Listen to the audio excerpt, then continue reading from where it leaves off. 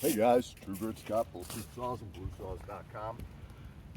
Finished up the 460 rebuild and I got to run it for a minute last night and I think we're pretty darn close. The OEM carburetor seemed a little funny and I'd thrown a rebuild kit in it, so I got to look at it again. So I wound up swapping the carb out with a known good carb.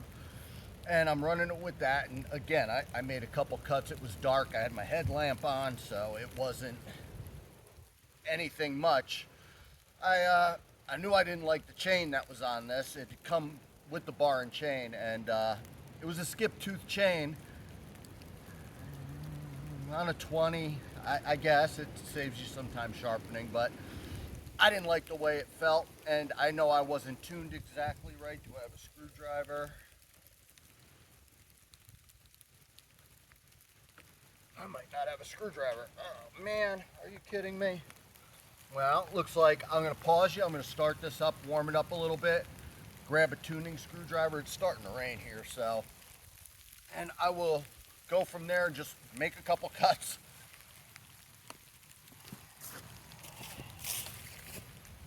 All right, fellas, let's see some cuts.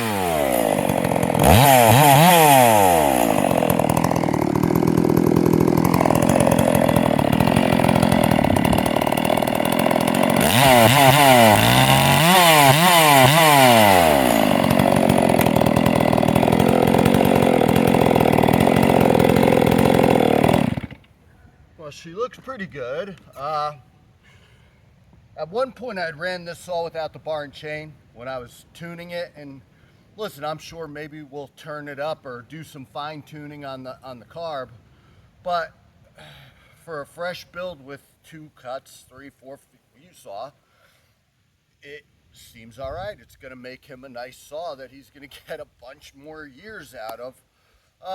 The oiler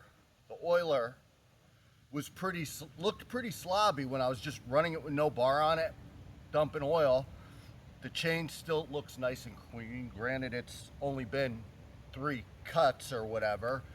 I had sharpened that chain. Again, I think I mentioned before I ran for the tuning screwdriver that I didn't use, that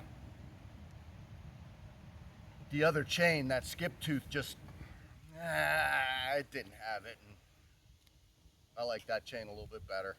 Anyhow, guys, that's pretty much it with this saw. I'll probably jack around, run it some more, maybe knock a tree over, and I got firewood to start doing again, so maybe I'll put a little more work on it just to make sure everything shook out. But overall, it was a nice build. Everything went smooth. No, immediate vacuum leaks or pressure leaks on rebuild. Case gasket sealed, base gasket sealed, everything else. I made that 10 thou base gasket. In hindsight, would I have taken it down an extra 2 or 3 thou? For how much that matters, and I don't know.